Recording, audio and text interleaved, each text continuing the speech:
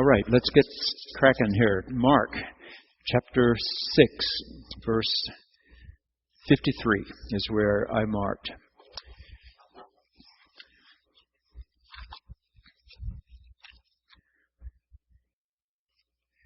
Let's pray. God, thank you for your word. Amos reminds us that there come times when we would do anything to hear a word from you.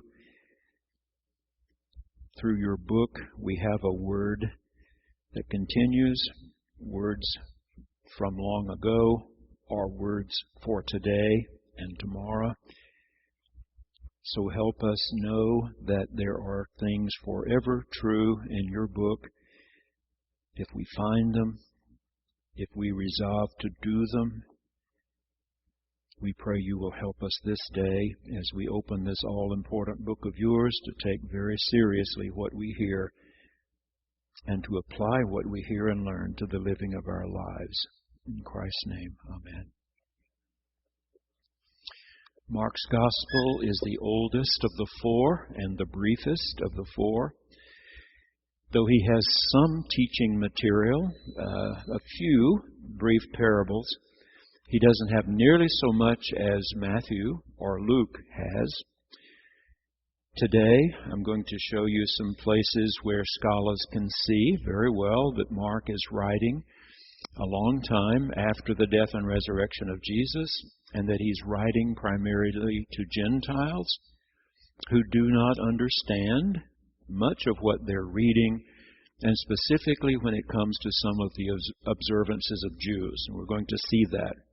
So you can tell that if he were writing to a Jewish audience, as Matthew wrote to a Jewish audience, he wouldn't have to explain some of these things. But to Gentiles, he's explaining because they don't understand. Verse 53. When they had crossed over, they came to land at Gennesaret and moored the boat.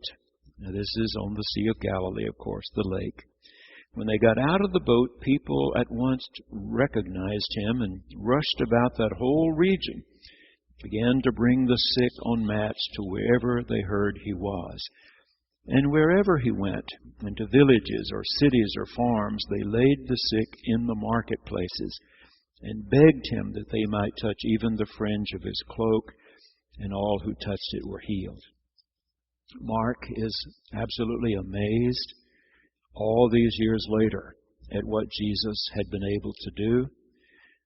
You can feel his own astonishment at all the stories that he's heard about Jesus and the many wonderful things that he was able to do.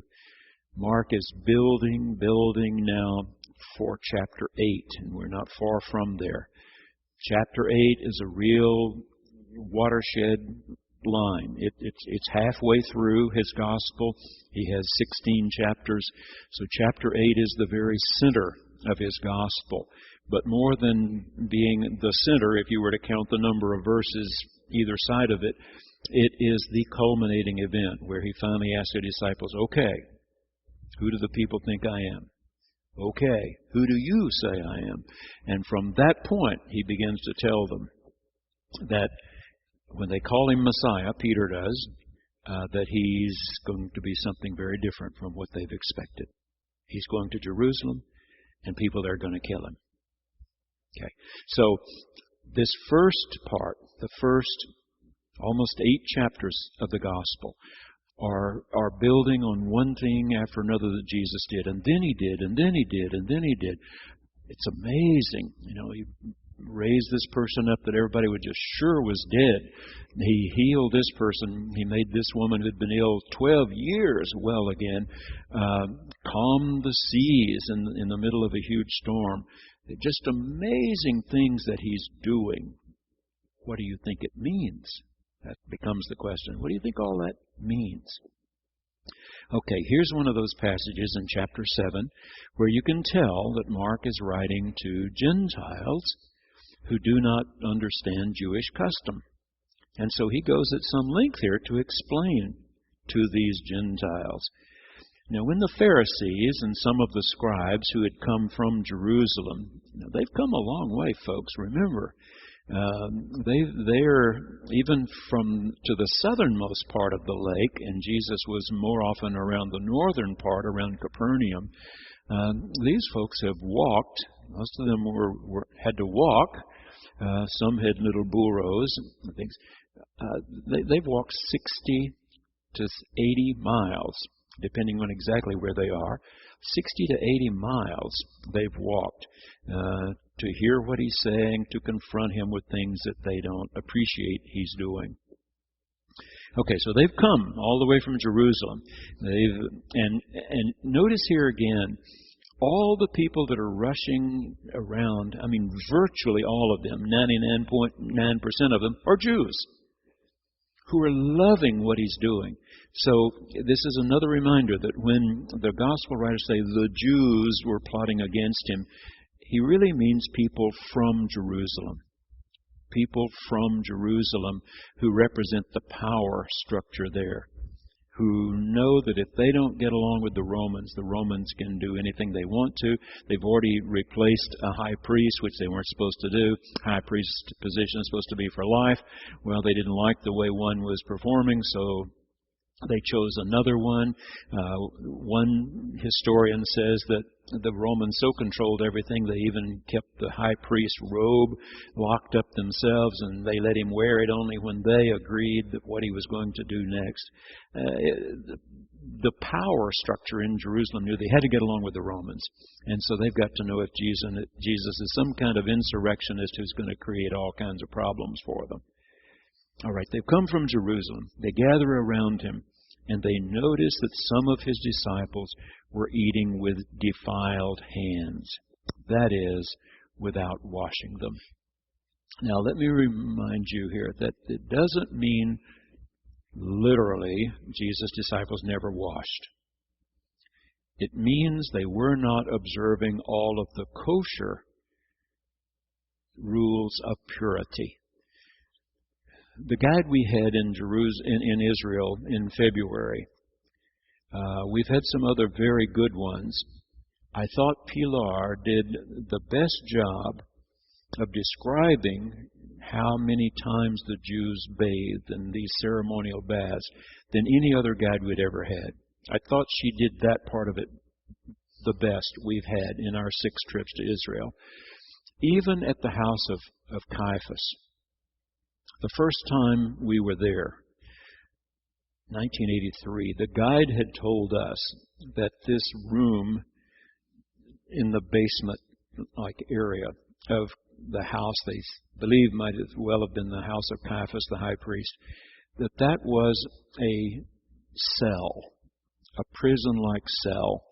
A little hole up at the top, and people were lowered through, prisoners, and so now they were in something that's shaped like a flask, and they couldn't climb up the sides and get out the little, and so on. That Jesus was imprisoned down there while they debated his fate upstairs. By the time we got there, the way we had arranged the itinerary, we had been in several different synagogues by that time. I mean, ruins of synagogues. Even at Masada, we had seen these various places. And she kept telling us how important the bathing was, these ceremonial baths. You and I would call baptism for us, these ceremonial baths.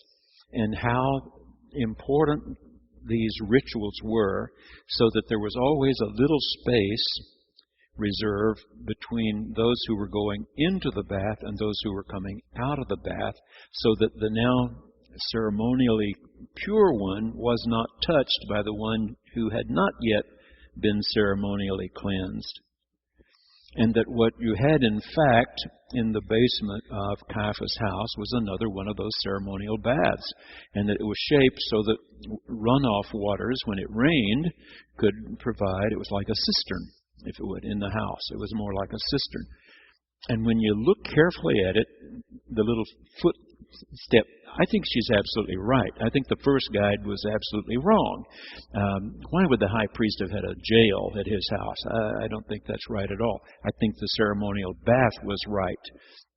And when we went to the pool of Bezatha, where the man had been brought for years and years and years, but no one would help him into the waters when the Spirit came by. The wind troubled the surface of waters. He never was first in, and the old superstition was first one in gets healed, everybody else has to wait. At that point, you can definitely see the little steps into the pool and the little steps out of the pool where people going in don't touch people coming out and so on. All right. That's the kind of bathing they were expecting Jesus' disciples to do. And though Jesus had done that himself with John the Baptizer, he had done that, they weren't doing it on a regular basis. Now, and these hierarchical Jews from Jerusalem were unhappy about that. Okay, Gentiles don't understand any of that, so Mark goes into a little detail. And they put it in parentheses for you and me so that we can see this is for his readers. This is a part of what he wrote, but it's by way of explanation to people who don't understand. For the Pharisees and all the Jews do not eat unless they thoroughly wash their hands, observing the tradition of the elders. And they do not eat anything from the market unless they wash it, and that means ceremonially again. There are also many other traditions that they observe. The washing of cups, pots, bronze kettles. When Passover comes, the strictly observant Jews in Jerusalem and the other cities of Israel have huge pots of boiling water out in the street, on street corners, so that the Hasidim and others who are wanting to show each other how thoroughly they are ridding their houses of any yeast product whatsoever, that they come and wash their dishes and everything in a common big kettle of boiling water, so that each can see that the other is observing the proper tradition here. I've told you this story. It's absolutely true. When Tulsa hosted an international conference of Christians and Jews about 20 years ago, Gail and I were very much a part of that. The very opening night was at what was the Adams Mark Hotel. It's been through several name changes, but that hotel is where the opening evening's meal was being held. And Gail and I ended up at a table with Orthodox New York City Jews. And they would not eat from any silverware that might have been in the mouth of a Gentile. So the hotel staff had to bring them new silverware still in the wrapping. It was brand new, in other words, brand new. And they tore it open and they ate. They would not drink coffee from any kind of pottery, because it was considered porous.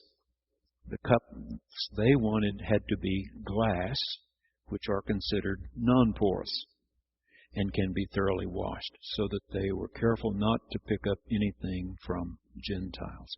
She and I were sitting right at the table with them. They had new silverware brought to them. They had glass cups when all the rest of us, had china cups is what it was. So that's not the way it is with our friends Rabbi Charles and Nancy Sherman. You understand. They are Reformed Jews. They've invited us into their home. We've had 2 meals in the Shermans' home. We've been out to eat with them several times. We and they go Dutch treat when we go out to eat with each other. It's fun. But they have fed us in their own home, and they use the same silverware we were using and the same dishes we were using and so on. But we're talking about for the very strictly observant, and those that are the Orthodox Jew today still feel the same. And the woman at the well in John's Gospel understood that when Jesus said, "Would you give me a drink?" Who do you think you are? I know you are a Jew. I'm a Samaritan. You don't drink from the same utensil, the same dipper I do. I know you don't do that. For an observant Jew to even go into the house of a Gentile was not appropriate. Not appropriate. Okay. Mark's trying to help us Gentiles understand that. So the Pharisees and the scribes asked him, "Why do your disciples not live according to the Torah, but eat with defiled hands?" And he said to them, "Isaiah prophesied rightly about you hypocrites." Now remember, the word hypocrite the Greek word is from actors on stage. And in the old days, rather than their having lots of makeup and so on, they actually used masks. And one person might play several different roles.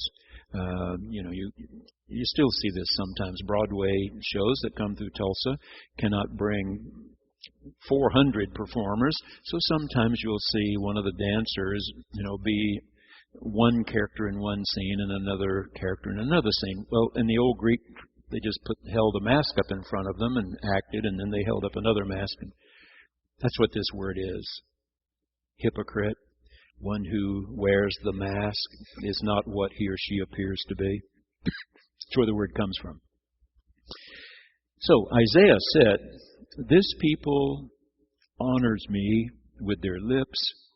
Notice the verb is singular, meaning all the people, not as individuals, collectively. This group honors me with their lips, but their hearts are far from me. In vain do they worship me, teaching human precepts as doctrines. Now notice what Jesus is going to teach about that.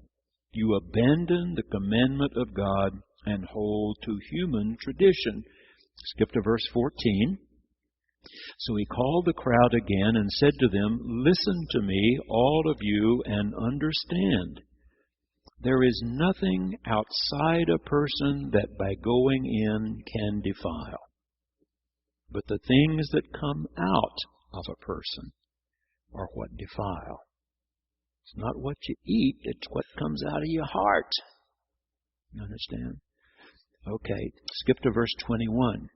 For it is from within, from the human heart, that evil intentions come: fornication, theft, murder, adultery, avarice, wickedness, deceit, licentiousness, envy, slander, pride, folly.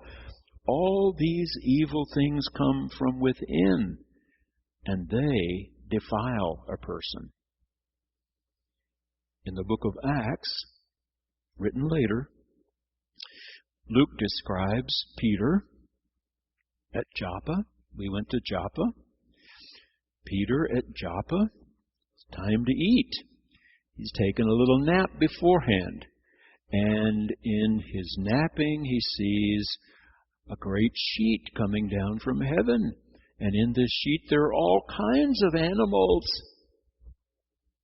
And the voice says to him, "Eat, Peter." "No, they're unclean."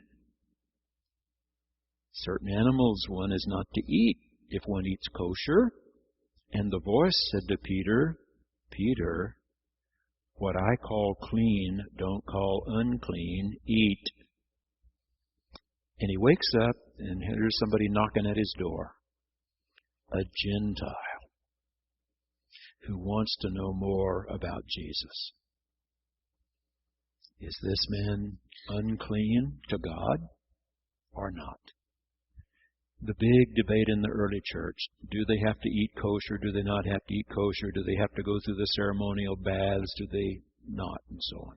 Okay. Let's go on to verse 24. From there he set out and went away to the region of Tyre. Now, Tyre, port city in modern-day Lebanon. It was not a Jewish city in Jesus' time. It was Gentile. So, where the Lebanese are now, Tyre and Sidon, two very famous port cities. They're still port cities in Lebanon. Very important. Natural ports. There are no real natural ports along Israel's shoreline. They've made one do up at Haifa, but Herod the Great made one do at Caesarea, but a great earthquake destroyed it, and it's not a great port city now. There are natural ports at Tyre and Sidon, natural inlets there that are easy to maintain and keep very active ports going. Israel was not so fortunate as that. The point Mark's making here, after just explaining all this stuff to Gentiles, when now Gentile readers of Mark get to this, they'd say, oh, now he's among our people. He went away to the region of Tyre. He entered a house and did not want anyone to know he was there. This is a little respite here, a little getting away. But he could not escape notice. A woman whose little daughter had an unclean spirit immediately heard about him. She came and bowed down at his feet. Now the woman, and Mark, in case they haven't gotten it, that he's in Gentile territory, he points it out very specifically. Now the woman was a Gentile. And of course, all that meant in biblical times was a non-Jew. Gentile could have been a Roman, could have been a Greek, could have been, in this case, a Syro-Phoenician. She was a non-Jew. That's all that mattered to make her Gentile. She was a non-Jew. The woman was a Gentile of Syro-Phoenician origin. You remember one of the things just in history that the Syro-Phoenicians are most famous for? Money. They were the first ones to make money. Make coinage. Remember George Bernard Shaw, who wrote Pygmalion and any number of other things? One time when Shaw had produced his latest work, somebody said, oh, Mr. Shaw, how can we ever repay you? And he said, since the time of the Syro-Phoenicians, there's been a way to express gratitude. There's been a way to express gratitude. It's called money.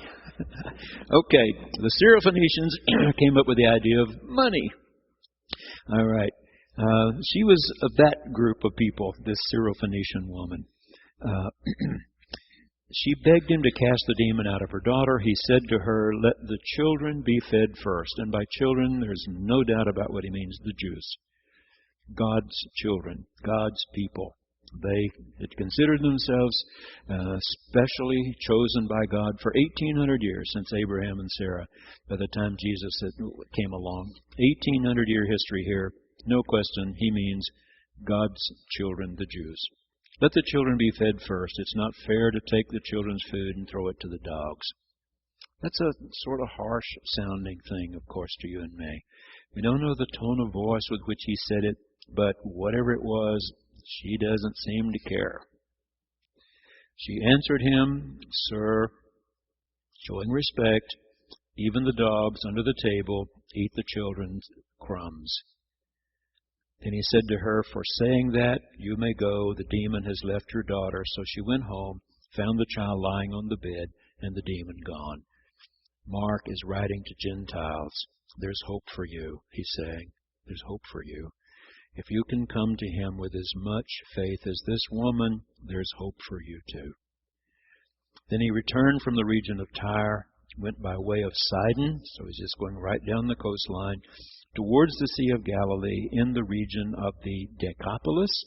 Okay, look at the word Decapolis. I know we've done this before. In Greek, deca, 10. We use it in decade. Okay, same word. Polis, town. When we say metropolitan, big town. Big town. Okay, so Decapolis means the 10 towns. Around the Sea of Galilee in Jesus' time, 10 little villages just stretched out. People didn't go very far, so they needed, place to buy bread, and so right close to their houses. One little town right after another. They brought to him a deaf man who had an impediment in his speech. You know that if one is truly deaf, always has never heard a sound, it's almost impossible to learn how to speak. We have a man in our church. He's come into our class a couple of times for me to hug him. Seriously, that's what he's looking for. He's been in this church before I got here. And for years after I came, he was sort of standoffish to me. I would wave to him and he would just sort of keep walking. I'd, just wave to him and keep walking. He was born absolutely deaf. He has never heard a sound.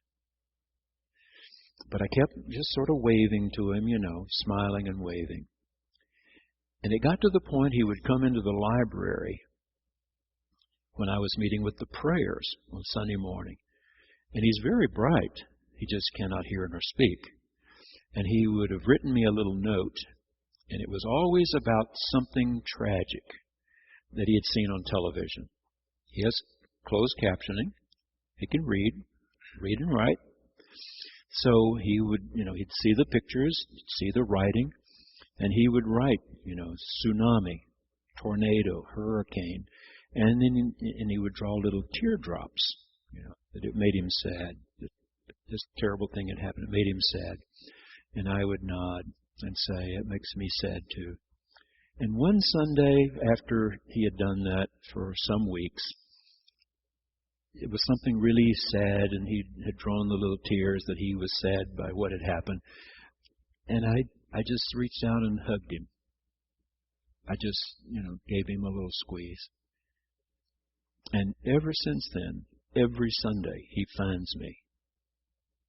And once, it's often in the library. If he misses me there, he finds me in the hallway, or he'll walk in here, and all he wants is for me to give him a hug. And of course, I'm so glad to do that. And I give him a hug, and he says he loves me, and he moves on. Okay. So here's a person who's been deaf, and because he's deaf, he has an impediment in his speech also. So if one heard as a small child and lost hearing and so on, sometimes they can speak, but they most often do not speak completely clearly because they've never heard clearly. Okay, that's what's being described here. They begged him, that is Jesus, to lay his hand on this man. They took him aside, and Jesus took him aside in private, away from the crowd. Okay, he's not trying to win any kind of favor here. He's focusing only on this man who has a real need. Put his fingers into his ears, and then he spat and touched his tongue. Then, looking up to heaven, he sighed and said to him, Ephphatha. Okay, the first thing to note here is Mark's readers don't know that word. It's Aramaic. It's what Jesus spoke every day. Jews would know that language. It came from Aram, which later became Assyria, which later became Syria. The people who conquered the 10 northern tribes absolutely destroyed them, and those who refilled into that area spoke Aramaic. And Jesus was born into that area, and so he spoke Aramaic. But Jews would know that. They would know that word. Gentiles don't know that word. Okay, looking up to heaven, Jesus sighed. It's sort of a, deep breath, fingers in the ears, touch the man's tongue. Ephphatha, be opened. And as Mark always describes these things, you can go back and look. Every time he does something, immediately results. There's no dilly-dallying around. It's not next week, it's not next month, it's not next year. It's right now. Immediately. She got up and began to fix supper. Immediately she got up and they brought her food. Immediately. Every time. Mark writes it that way. His ears were opened, his tongue was released, and he spoke plainly. Then Jesus ordered them to tell no one, but the more he ordered them, the more zealously they proclaimed it. They were astounded beyond measure. Mark thinks you and I should also be astounded beyond measure, saying, he has done everything well. He even makes the deaf to hear and the mute to speak. Is there anything this man cannot do? Have you been following the travels of Prince William and Lady Catherine? The Brits are so funny, I think. The way they say things compared to the way we say them, of course, they said them first, and we've changed. I understand that. They didn't take their language from us. But every time they're talking about William and Catherine, as this most recent trip to Canada that ended up then in Los Angeles and so on, when the Brits are on early morning television, when I'm shaving, they're on, that early morning show, and the way they say it is, Catherine has not yet put a foot wrong. I think that's funny. She's not yet put a foot wrong. And that's what Mark is saying about Jesus. He just never puts a foot wrong. He gets it right every time. It's amazing. He can calm the angry lake. He can heal a Gentile child over at Tyre. He can put his fingers in a man's ears and, breathe this deep breath, and a man hears and speaks. Is there anything this man cannot do and cannot do well? All right, chapter 8. This is the watershed for Mark. Let's get to the heart. Verse 27. Jesus went on with his disciples to the villages of Caesarea Philippi. Okay, those of you who've been to Israel recall that this is a pretty good little trek north of the Sea of Galilee. In fact, it's right up near the Syrian border. Sometimes we've been taken up through the demilitarized zone to get to Caesarea Philippi. Up on the Golan Heights, which is the northeastern part of the lake. Okay, if you can visualize the northeastern part, that is, if you were to keep going straight, you'd go right on to Damascus. It isn't far, the capital of Syria. And Mount Hermon, on a clear day, and it is in the summertime clear, you can see Mount Hermon way, way off in the distance. Snows fall there. It's high enough. Snows fall, melt, and then hundreds of thousands of gallons of clear water boil up. I don't mean boil like hot. I just mean come from the earth. We had been to Caesarea Philippi on all of our trips before. This time our guide said, we have time this morning to go on up to Dan, D-A-N. Now remember when the tribes were united, Israel was described as stretching from Dan to Beersheba. Beersheba is down in the Negev desert. Okay, the 12 tribes stretched all the way from Dan to Beersheba.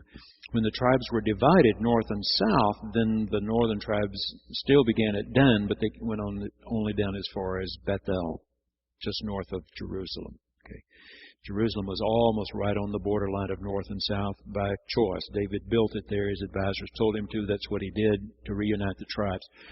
So up at Dan, I told you last Sunday, and if you haven't been to church yet, I'll remind you this morning that Jeroboam had built, when he was king of the north, he had new religious shrines, temples, built at Dan and Bethel. And outside both of them, golden calves, gods of fertility. Amos was reacting to that as strongly as he could, as strongly as God enabled him to react to that. Okay, so at Dan, it was very interesting. As I told you, the first 5 times we were in Israel, it was always 105 degrees, worse than Oklahoma, hotter and drier than Oklahoma is right now. Down at Masada, it can be 114, 115. Our guide said one day last August he was at Masada is 122. I mean, it can be that hot. And this time, when we went up to Dan that morning, we were having to walk in the mud.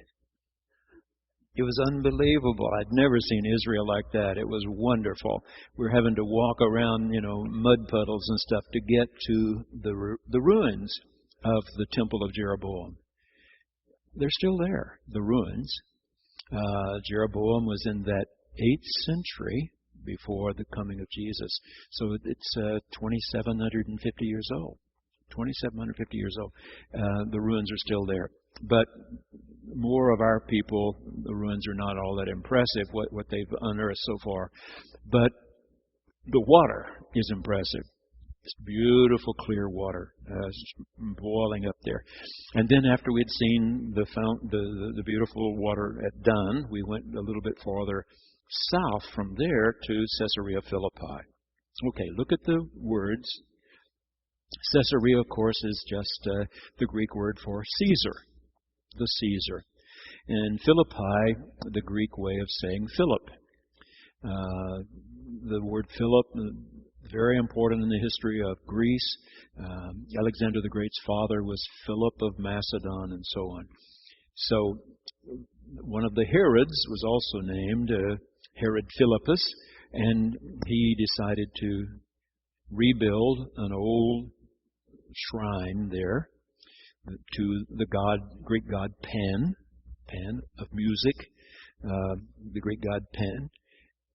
It's now called in Israel Banias, not Caesarea Philippi now, but it's called from the Greek word Panias in Hebrew became Banias, and so that's what they call it now. And that's what you'll see on their maps, Banias, but it's Caesarea Philippi. So one of Herod's sons named it for himself and the Caesar at Rome. Not getting ahead of the Caesar, name it Caesar, then Philip. Caesar Philip. Okay, it's where the water, one of those beautiful places where the water come out of the earth, and from Dan, that big pool of water, fountain of water, joins the one at Caesarea Philippi. They become the Jordan River. On the way up there, it's out of, you see, it's in Gentile territory primarily. The Romans own it all now, but the primary people living there, the majority by far, are Gentiles. They're not Jews. So he can sort of get away from the crowds of his people who know him. But now, after Mark's told you all this wonderful stuff, these wonderful stories, now comes the kicker. Who do people say that I am? What are they getting from all this? So they answer him, John the Baptist, Elijah, one of the great prophets,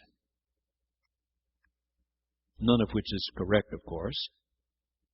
So then he asks the ones who've been there for virtually everything he's done so far, who do you say I am? What do you think I'm about here? And Mark is already calling Simon Peter at this point. He wasn't called Peter yet. Jesus is about to rename him. He was called Simon, but Mark is writing a long time later. Everybody knows him by this name by the time Mark writes. So he goes on and uses the word Petros. And Peter answered him, you are the Messiah. They've been looking for him 600 years. 600 years they've been looking. Peter says, you're the one. But notice here, he doesn't get into that anymore with Simon in Mark's gospel. You're the Messiah. He sternly ordered them not to tell anyone about him. Not yet. But the very next verse, and of course, again, Mark didn't write in verse. Didn't write in chapter and verse. He just wrote. And so here you have a little break in your text, probably, in the printer. Mine does, and it says Jesus foretells his death and resurrection. Mine also says right there, you can read this also in Matthew 16:21 through 28, and you can read this in Luke 9:21 through 27. That means if you don't have a parallel of the Gospels, you can look it up. Matthew and Luke both have the same story. They have more elaboration here about Peter. Bless you, they say in their accounts.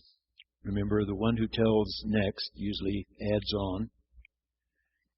Well, that's not all that happened, Matthew and Luke said. Just he told them, don't share this with anybody yet. I'm still trying to teach you what's going to happen here. No, when Simon said, you're the Messiah, Well, bless you, Simon. Flesh and blood has not revealed this to you, but my Father who is in heaven. And I'm not going to call you Simon anymore. I'm going to call you Petros, Peter, the rock. Upon this rock I will build my church. You have that in Matthew and Luke. You don't have it in Mark. Okay. But here's the watershed. Then he began to teach them that the Son of Man must undergo great suffering. That's not what's supposed to happen to the Messiah. And be rejected by the elders. They will not see him as Messiah. Chief priests, scribes, be killed. After 3 days, rise again. He said all this quite openly. Peter took him aside and began to rebuke him. Peter's telling him, I can assure you, wait a second, you didn't read the book. That's not what happens to Messiah. Turning and looking at his disciples, Jesus rebuked Peter and said, Get behind me, the Satan. Dr. Brandon Scott said the best translation of that word is liar. The one who lied to Adam and Eve in the garden about what was going to happen to them if they ate that fruit, still around, confusing folks all the time. Get behind me, Simon. You are setting your mind not on divine things, on human things. Humanly, this is what you want to happen. Me to set myself up on some throne, throw all the Romans out of your country. It isn't going to happen. We're going to do this God's way. That's what he said. We're going to do it God's way. That's not the way God's decided. So then he called the crowd with his disciples and said to them, If any want to become my followers, let them deny themselves, take up their cross, and follow me. For those who want to save their life will lose it. Those who lose their life for my sake and the sake of the gospel will save it. For what will it profit them to gain the whole world and forfeit their life? Indeed, what can they give in return for their life? Those who are ashamed of me, that is, this talk about my being one who's going to suffer and die, if that makes you ashamed to be with me, okay? If you're ashamed of me and my words in this adulterous, and here he's not talking, I don't think, so much about married folks sleeping with someone not their partner. The adulterousness is they've sold themselves to false gods. False gods.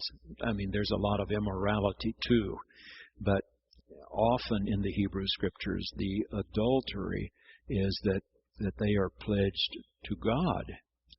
Jesus will be described as the bridegroom and the church as his bride, in that sense adulterous, not honoring the bridegroom, not honoring Israel's God. This adulterous, sinful generation, of them the Son of Man will also be ashamed when he comes in the glory of his Father with the holy messengers. Okay. Chapter 9, verse 2. 6 days later. You find that strange? 6 days later? What happens every seventh day? Every seventh day. Sabbath. Sabbath. So here is a very significant holy day when Peter says the right words, even if he's not fully understanding. He says the right words. You're the Messiah. All right, we've come to another moment of recreation here. Jesus took with him these three that he seemed to feel closer to than the other 9. Peter, James, and John led them up a high mountain apart by themselves. So just the 4 of them. He was transfigured before them. His clothes became dazzling white. And so we still wear white stoles, altar cloths, at Christmastide, Eastertide. 2 seasons, 2 seasons, Christmas, Easter. When God entered into human form in Mary's child, and when he was crucified as the crucified Messiah and raised on Sunday morning. Okay, this dazzling white, such as no one on earth could bleach them. I mean, whiter than they knew white in their own lives. And there appeared to them Elijah with Moses, who were talking with Jesus. Now stop just a second. A few weeks ago, the lection for the day was about Elijah fighting the prophets of Baal up on Mount Carmel. And I read Jewish scholars, their interpretation of that event, and Rabbi Nahum Sarna, Rabbi Gunther Plaut, 2 of Rabbi Sherman's favorite professors, and I read both of their commentaries on that passage, and both of them said, spiritually, the greatest revealer of God in the Hebrew Scriptures, Moses, and the second greatest, Elijah. Not King David. A great king, most of the time. Strong military commander, most of the time.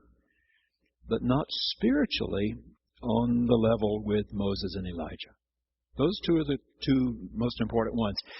That's important. That today's rabbis still see those 2 as the most important religious figures in their history. In the Hebrew Scriptures, Moses and Elijah. It is those 2 whom Peter, James, and John said were on the mountain with Jesus. Okay, Moses represents to them the burning bush, the new name given there, God sending Moses back to Egypt, God visiting plague upon Pharaoh till he let God's people go, God parting the waters for them to escape, God leading them back to the holy mountain where Moses has seen the burning bush, this time gives Moses 10 commandments. Elijah represented the best of the prophets. For Jews, he's number 1 of all the prophets, Elijah. We don't have long works written by Elijah like we do of Jeremiah and Ezekiel and Isaiah and so on. But they see him as truly prophetic figure, taking on Ahab and Jezebel and all those prophets of Baal and so on. Okay, that's significant here in just a moment. Moses, the great giver of Torah, they believe. For centuries they believe Moses wrote the first 5 scrolls. We know today, and the Jewish scholars too, know today Moses didn't write them. But he's the central figure in the Torah, second only to God. Moses is central. Okay, so he's the lawgiver, if you would, and Elijah is the prophet. The prophet. Okay. Peter said to Jesus, Peter cannot keep his mouth shut. You know, he just blurts out stuff. Maybe right, maybe wrong. Got a lot of courage. Rabbi, it's so good to be here. Let's make 3 dwellings. Means sort of a tent or a shelter. One for you, one for Moses, one for Elijah. And then Mark helps you. He didn't know what to say. They were terrified. He just blurts it out. He didn't get it right. Meant well, but he and James and John were terrified. They'd never seen anything like this in their lives. Wow, Jesus in such dazzling white, whiter than anything they had ever seen, bleached. And Moses and Elijah right there in front of them. Then a cloud overshadowed them. Okay, think about way back there in the Torah, you will be led by a cloud in the daytime and a pillar of fire at night. Some have theorized that pillar of fire could have been an active volcano, all sorts of things, leading them back to the holy mountain. But anyway, cloud in the daytime, pillar of fire at night. A cloud overshadowed And from the cloud, a voice. The voice says exactly what it said when Jesus was baptized, and then another sentence. This is my beloved Son. Listen to him. And suddenly, when they looked around, they saw no one with them anymore, only Jesus. All right? If you look back in your text, just before verse 2, mine says, the text is divided there, and it says, the Transfiguration. Matthew 17, 1 through 8, Luke 9, 28 through 36, which means Matthew and Luke have it too. They have it too. And if you look back at theirs, they've added a little bit. Well, Mark got it, but he didn't get all of it. After Jesus said, this is my Son, the beloved, listen to him, they say, for he is law and prophet.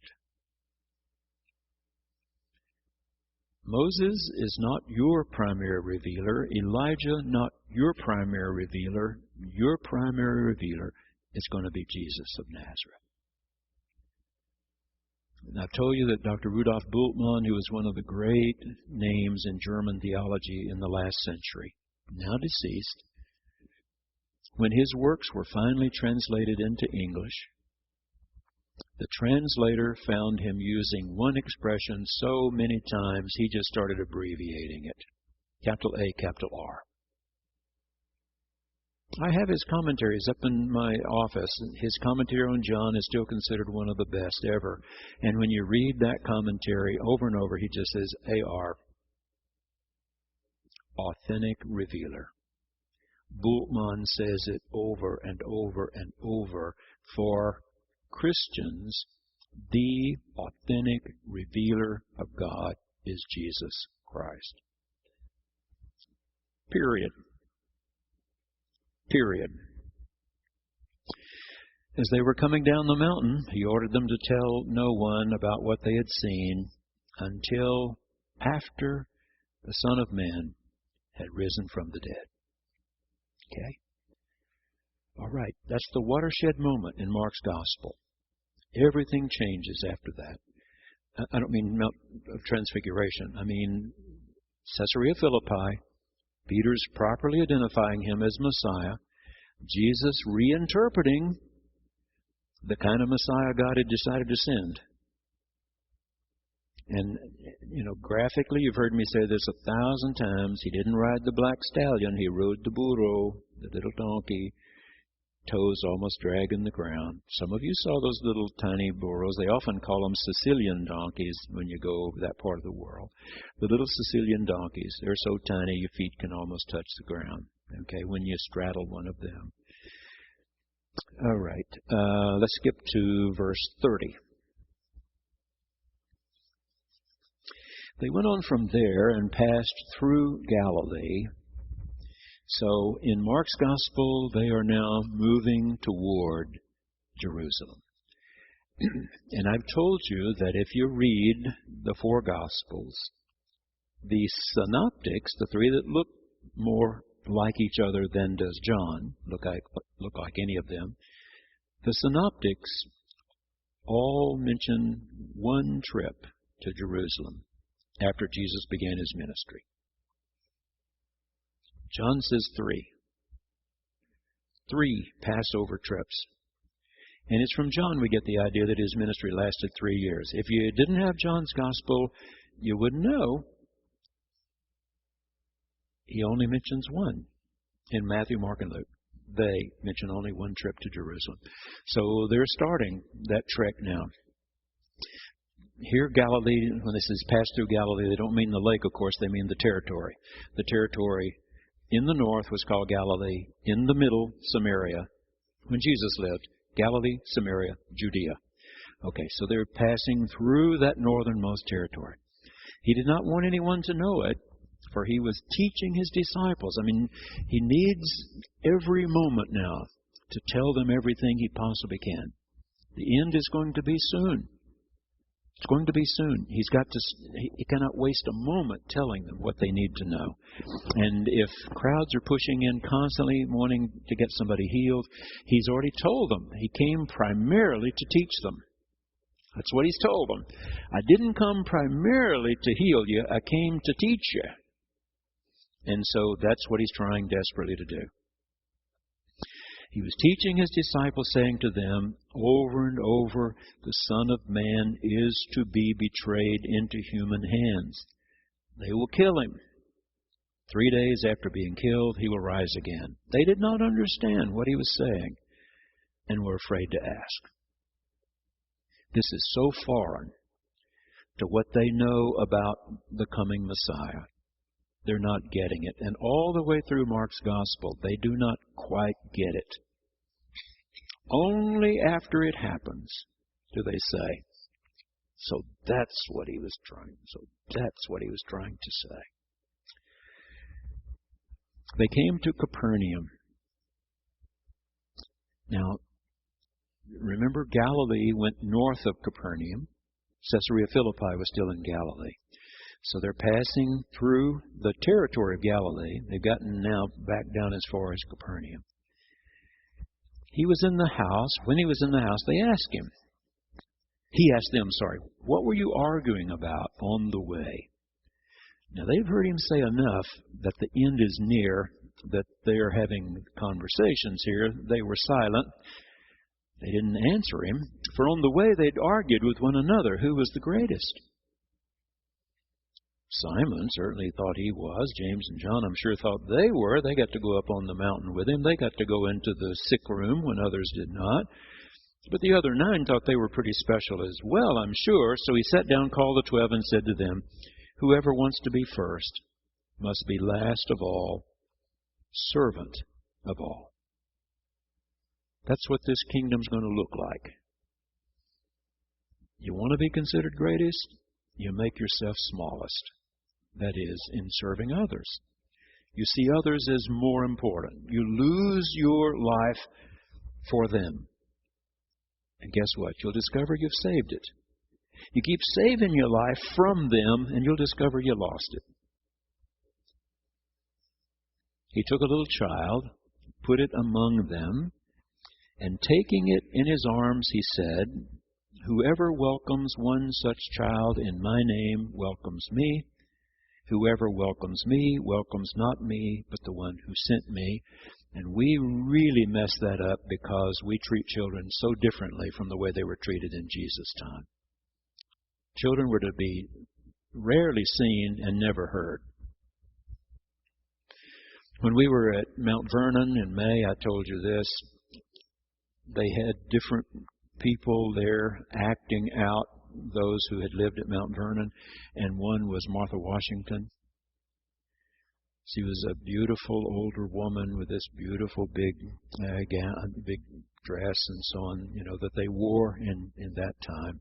And I told you about a group of middle schoolers who were sort of boisterous and rough, and so she made her little spiel and then said, I'm here to answer your questions.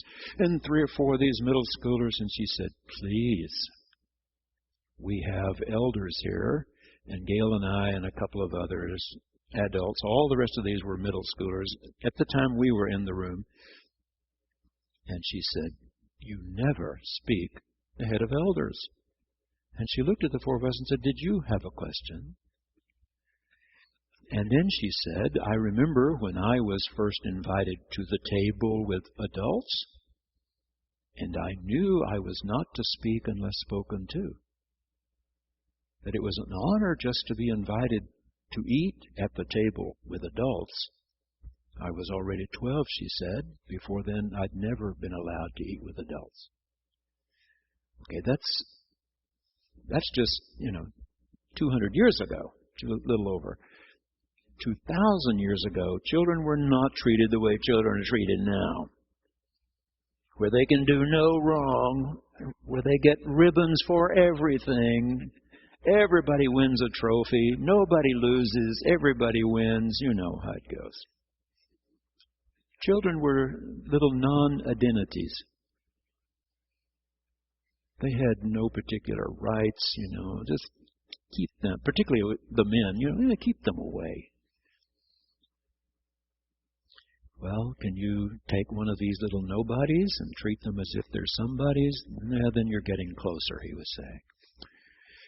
Oh, gee, we run out of time. All right, let's put a mark here.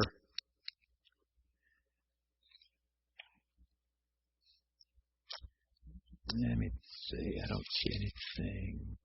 Well, maybe we should start there. Let's put chapter 9. This will be July 17. No, it is the 17th, 24th. Sorry. And that'll be Mark. Let's do chapter 9 and start with verse 42. 42.